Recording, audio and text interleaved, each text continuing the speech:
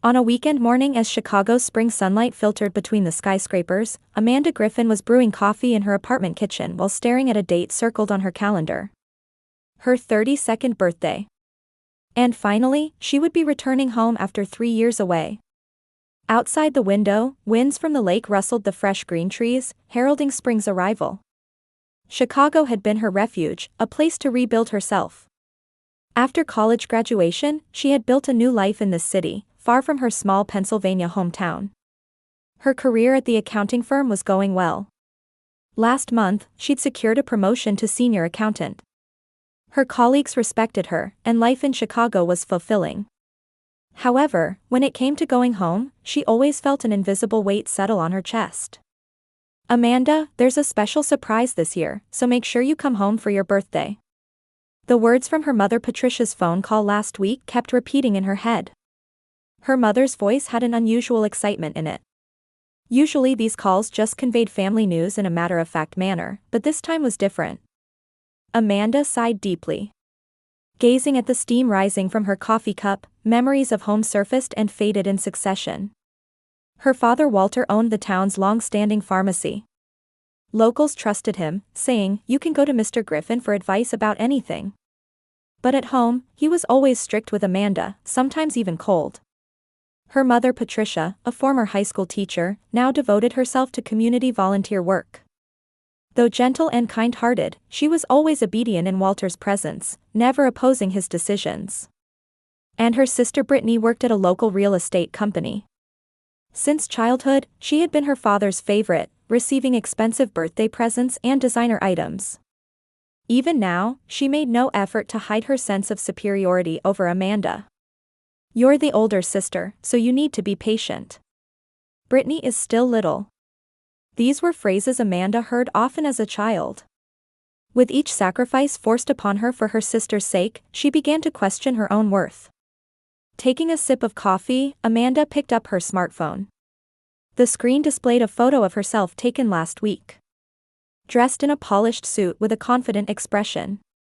In Chicago, Amanda was a successful career woman, an independent individual.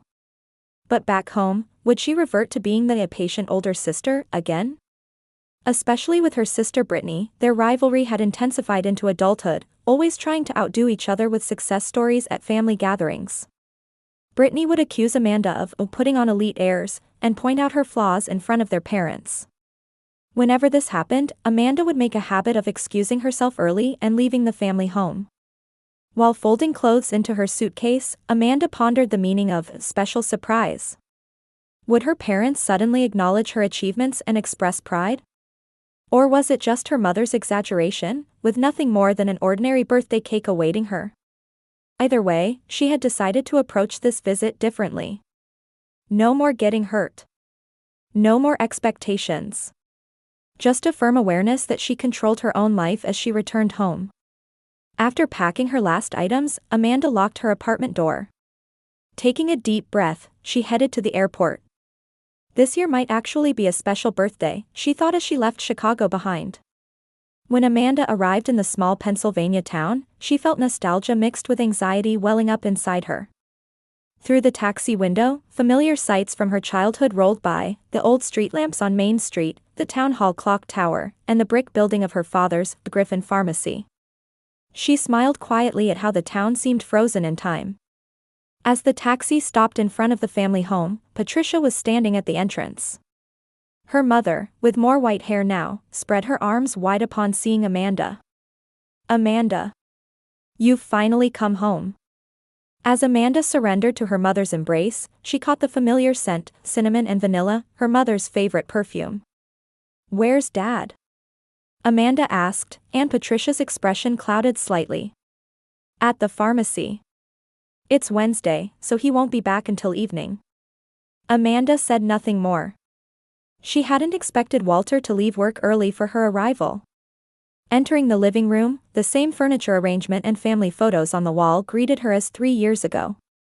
But looking closer, she noticed new photos had been added, Brittany closing a real estate deal, golfing with their father, and last year's Christmas family photo.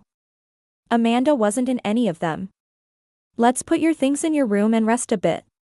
We'll wait for Brittany before dinner, Patricia said. Amanda nodded silently and headed upstairs to her room. Opening the door, her high school room welcomed her unchanged. The trophies and certificates she'd earned in college were packed away in boxes in the closet. Meanwhile, the walls displayed photos of Brittany's high school days and childhood pictures of the two sisters together. Sitting on the bed with a deep sigh, Amanda took out her smartphone and sent a quick message to a colleague, arrived safely. Already being treated as second best. Time passed slowly, and as the sky turned sunset-colored, the front door opened. I'm home. Brittany's cheerful voice echoed through the house, followed by Walter's deeper tones. Apparently, her father had closed the pharmacy early to pick up Brittany. Amanda quietly descended the stairs and entered the living room. Sis. It's been ages. Brittany rushed over with a radiant smile and gave her a light hug. She was still beautiful and sophisticated, with an expensive designer bag over her shoulder and a new ring glittering on her finger. Amanda, Walter simply called her name without any further welcome. He looked tired as he sank into his leather chair. Now that everyone's here, let's have dinner, Patricia said brightly. The family gathered around the dining table looked, at first glance, like an ideal family scene. However, the conversation naturally revolved around Walter and Brittany. So how was the new client? Walter asked Brittany. Brittany smiled proudly. Perfect. The house on Baker Street, contract signing tomorrow. That meets my quota for the month. That's my girl. Walter beamed. Let's toast to that. He poured wine and raised his glass high. To Brittany's success.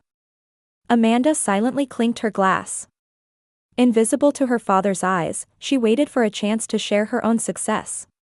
She had rehearsed her promotion story many times in her mind. Actually, I got promoted last month, Amanda said when finally addressed. I'm now a senior accountant. Is that so? Walter said dismissively. I suppose things like that come easy in the big city. But that's because you're in the city, it must be easier there, Brittany chimed in after her father. In a small town like ours, we have fewer connections, so it's much harder. Amanda silently stared at her plate. She no longer had the energy to explain that her promotion resulted from months of overtime and hard work. Amanda, tomorrow is your birthday, Patricia changed the subject. We've prepared a special surprise for you. Yes, a truly special one, Brittany added with a strange smile. There was sarcasm in her tone that made Amanda uneasy. What kind of surprise? Amanda asked, and her parents exchanged glances. You'll find out tomorrow, Patricia smiled, but her eyes weren't smiling.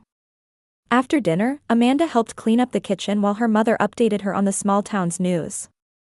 Old friends' whereabouts, newly opened stores, closed businesses. Amid such pleasant conversation, laughter from Walter and Brittany could be heard from the living room. That night, Amanda rested in her room but couldn't fall asleep. As she gazed out the window, longing for her Chicago apartment, she heard soft noises from the hallway. Amanda quietly opened her door and listened. The voices of her father and sister whispering came from downstairs. Are we really telling Amanda about that tomorrow? Does it have to be now? Brittany's voice was filled with anxiety. It's time. We can't keep it secret any longer. Tomorrow morning, we'll tell her with the whole family present. Walter's voice was filled with determination. Amanda held her breath. What were they hiding? Had they kept some secret about her for years? Though disturbed by the ominous conversation, the feeling of having something hidden from her wasn't new to Amanda. Back in bed, various possibilities emerged and vanished in Amanda's mind. Had her father's business failed? Was her mother sick? Or... In the moonlight streaming through the window, Amanda prepared to face her birthday with a complex mixture of anxiety and expectation. The next morning, Amanda woke feeling strangely calm. Morning sunlight gently illuminated her room, making the curtains sway slightly. The clock showed 7 o'clock. Birthday morning? She took a deep breath and got out of bed. After showering, fixing her hair, and putting on a pale blue dress from her suitcase, Amanda finished her makeup and prepared herself mentally while looking at her reflection. Whatever happened, she wouldn't be hurt anymore. From downstairs came the sounds of dishes and quiet conversation. Amanda descended the stairs silently and headed for the kitchen. There stood Patricia preparing breakfast. "Good morning, Mom." Patricia turned around, her expression momentarily tense before she hurriedly smiled. "Amanda, good morning. Happy birthday." Her voice trembled. On the table were freshly baked cranberry muffins and coffee, Amanda's favorites. "Thank you," Amanda smiled back. "Where are Dad and Brittany?" "In the living room. Since today is special, we need to talk, all of us," Patricia said, averting her gaze. Amanda nodded silently and reached for a muffin. The taste of her mother's homemade recipe spread nostalgically in her chest. Years ago, birthday mornings were always special. Cake and presents, balloons and smiles, happy times. But after adolescence, birthday celebrations became somewhat perfunctory. "Come to the living room when you're ready," Patricia said quietly before leaving the kitchen. Amanda finished her muffin slowly and took a sip of coffee. Anxiety swirled deep inside her, but she tried to keep it from showing on her face. She wiped her mouth with a napkin, placed her coffee cup on the table, and slowly headed for the living room. With a tense expression, Amanda entered the living room through the heavy door. Already seated were her father Walter, mother Patricia, and sister Brittany. Everyone wore strangely tense expressions, and a heavy atmosphere hung in the room. "Amanda, sit down," her father Walter commanded. "We have something to tell you." Amanda quietly sat on the sofa, feeling her heart race. On the table lay a single envelope. The cream-colored old envelope had yellowed slightly with time. "First, happy birthday," Walter said formally. His voice was higher than usual, betraying his nervousness. "Today is a special day. It's time we told you the truth." Brittany sat in the corner of the sofa, wringing her hands in her lap. Despite her usual smug expression, she also seemed somewhat anxious. Patricia sat beside her husband, occasionally dabbing the corners of her eyes with a handkerchief. Amanda tried to remain calm as she looked at each family member's face. "What truth?" Father Walter slowly picked up the envelope and handed it to Amanda. "Open this," he said, his voice having a strange sense of relief, as if setting down a long-carried burden. Amanda received the envelope with trembling hands. Nothing was written on the surface. When she opened the seal and pulled out a document, the words "adoption certificate" jumped out at her, showing her name and birth date. "What is this?" Amanda gasped, feeling her mind go blank. "Yes, you're not our biological child," Mother Patricia said in a small voice. Tears welled in her eyes. "We adopted you when you were 3 months old." Brittany displayed a triumphant smile, declaring, "See? I'm the real daughter. You're just an extra." Her voice mixed long-standing jealousy with superiority. Father Walter continued, "Now the weight is off my shoulders. No more lies." He showed a relieved expression as he sat back deeply in his chair. Amanda stared at the adoption certificate, speechless. Various emotions swirled inside her: shock, sadness, anger, and a strange sense of release. So this was why her father had always been cold toward her.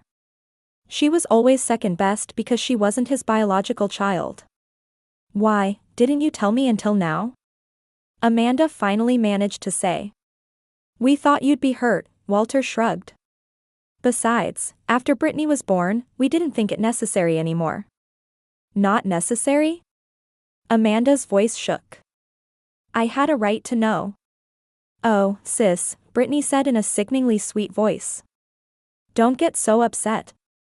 You're still part of this family. Just not the real thing." At that moment, a memory from last week flashed vividly in Amanda's mind. When she was organizing her mother Patricia's desk drawer, she had found another envelope.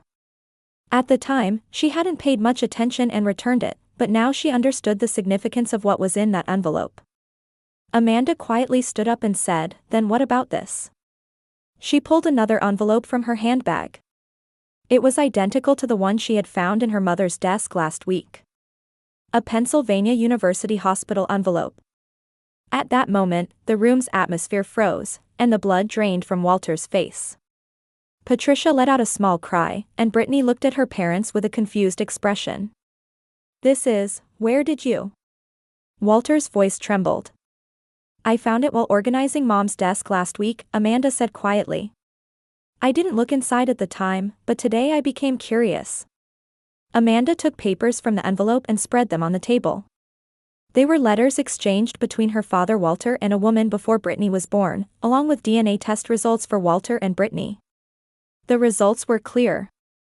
Brittany had Walter's blood, but she wasn't Patricia's child. Dad, this woman is named Linda Morrison. Someone you met while traveling for the pharmacy. And according to these DNA test results, Brittany is the child of you and this woman, not Mom. Amanda's voice remained calm. How? Why did you? Walter stammered. His face turned pale, and his hands shook. You didn't know, Mom? Amanda turned to Patricia. Patricia stared at Walter with a pained expression. Her eyes reflected over 30 years of suffering and resignation. No. It's a lie. Brittany shouted. Her voice had become shrill. This must be fake. Amanda calmly continued, the test results bear Dr. Morrison's signature. He's the doctor you trust most, Dad. It can't be fake. A heavy silence fell over the living room. Morning light illuminated the 2 envelopes on the table. 2 secrets. 2 lives. Amanda looked into her mother's eyes. There was indescribable pain there, but also a strange sense of release. Mom. Amanda called out softly. Patricia slowly stood up and approached her daughter. Amanda. She touched Amanda's face with trembling hands. You are my daughter. Even without blood ties, you're my precious daughter. At those words, tears spilled from Amanda's eyes. A truth hidden for 32 years. And now, the moment when everything was revealed. A heavy silence hung in the living room. Father Walter held his head in his hands, sinking deep into his chair. He looked as if he'd aged 10 years overnight. Mother Patricia wept, clutching her handkerchief with trembling hands. Only Brittany desperately continued to deny reality. This is a lie. It's fabricated. Dad, say something. Brittany cried. Her voice shook with anger and fear. This isn't true. I am. But Walter remained silent. That silence told the whole story. The truth was clear. The 2 pieces of evidence spread on the table, Amanda's adoption certificate and the secret of Brittany's birth, were now undeniable realities. Amanda stood by the window, gazing outside. Pennsylvania's morning light illuminated the trees, and wind rustled the leaves. It seemed strange that the everyday landscape remained unchanged, while inside her, everything was falling apart. You've been lying to me for 32 years, Amanda said quietly. She turned to face her family and continued in a surprisingly calm voice.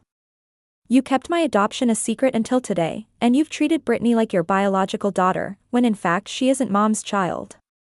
It's not a lie. Brittany shook her head violently. Mom, tell me. I am your daughter, aren't I? Patricia looked sadly at her daughter. Brittany. I've loved you like my own daughter. But I wasn't born from you? Brittany's voice trembled. Her eyes reflected deep sadness alongside anger. Walter finally spoke. Back then, Patricia and I desperately wanted children. But doctors said it would be difficult for her to have children. That's when we had the opportunity to adopt a baby, and that was you. He looked at Amanda. There was, for the first time, a frankness in his eyes. And you hid the fact that I was adopted? Why? Tears welled in Amanda's eyes. We were afraid of losing you. We thought you might look for your real parents. Walter faltered. Besides, after we took you in, my relationship with Patricia grew cold. But then I was born 4 years later. Like a miracle, Brittany interjected. There was still hope in her voice, a desperate wish to deny the truth. No, Patricia said quietly.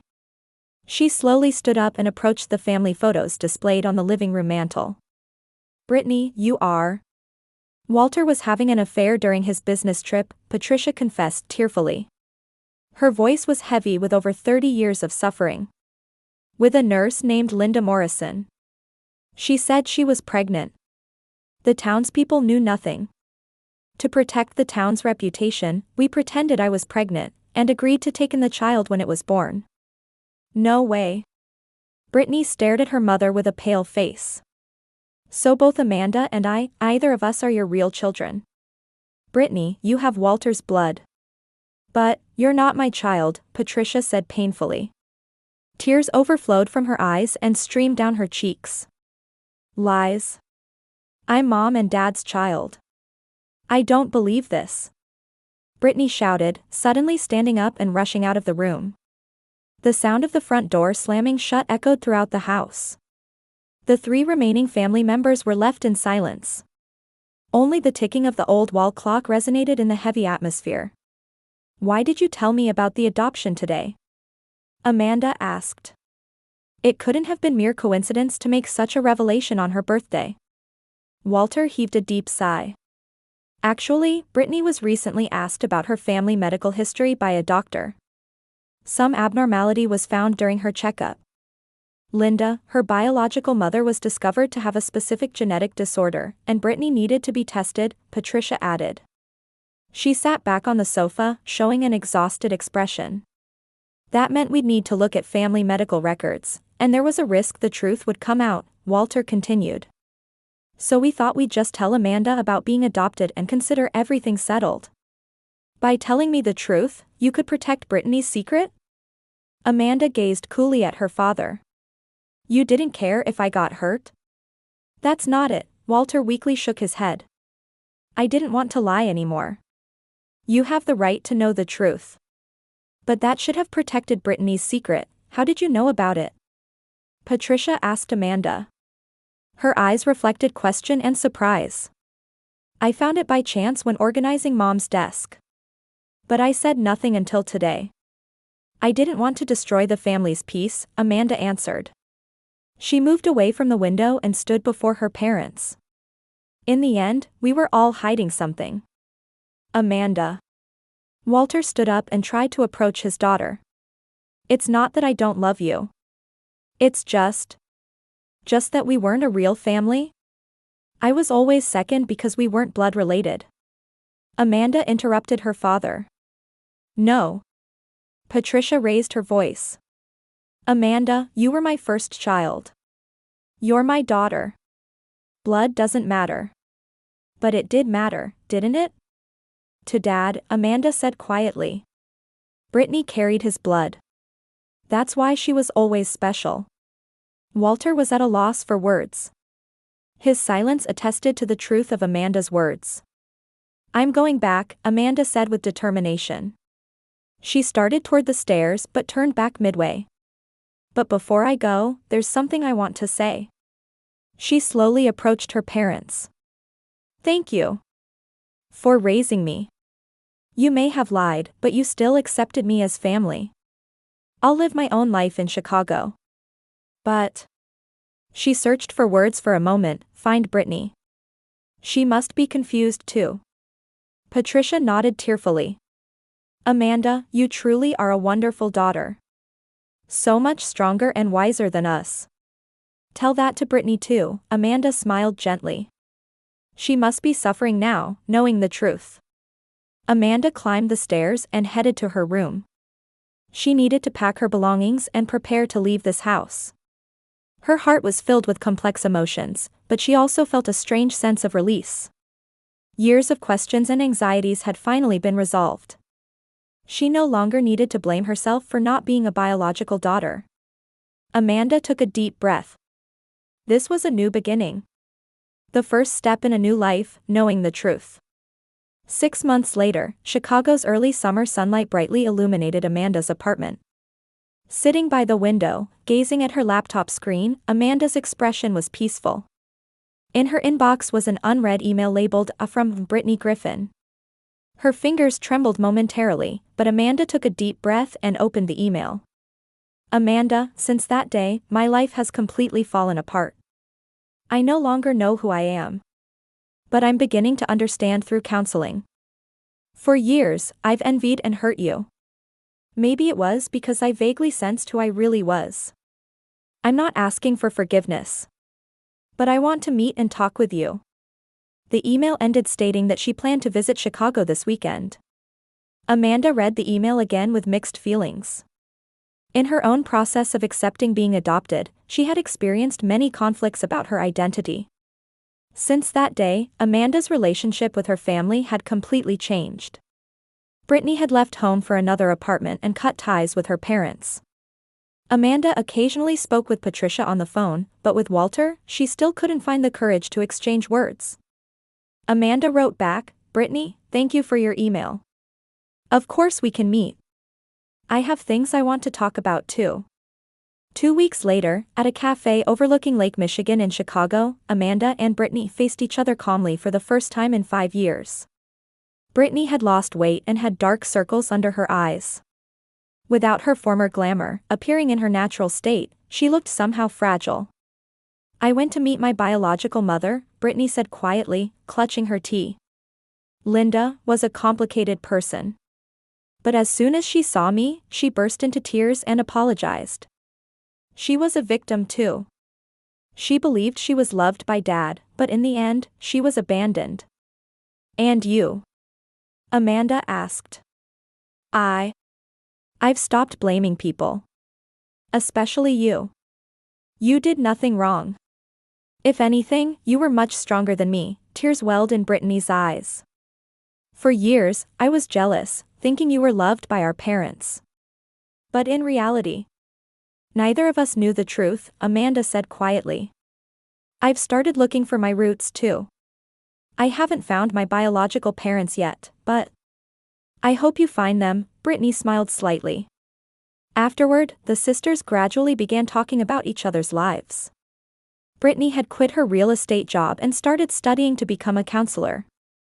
Amanda was advancing plans to establish her own accounting consulting firm. "How is Patricia, Mom?"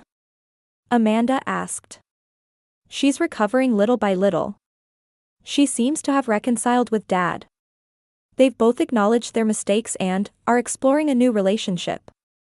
On Christmas Day, the four of them gathered around one table for the first time in a long while. Both parents and Brittany visited Amanda's Chicago apartment. It wasn't a perfect relationship, but at least a new bond based on honesty and understanding had begun to grow. Walter said in his toast, "Blood ties don't make a family. Love and honesty make a family. We failed at both. But now, we've been given another chance to start over." Amanda and Brittany met eyes and quietly smiled at each other. Though they had no blood connection, through their shared pain and healing, they were beginning to become sisters in the truest sense. What is a true family? Not merely blood ties, but facing each other without lies, acknowledging each other's mistakes, and still having the determination to walk together. That's what Amanda came to understand. And she finally felt that she was truly a family member. Gazing at the sunset sinking into Lake Michigan, Amanda thought, perhaps this was the real birthday gift. A new beginning built on truth, free from secrets.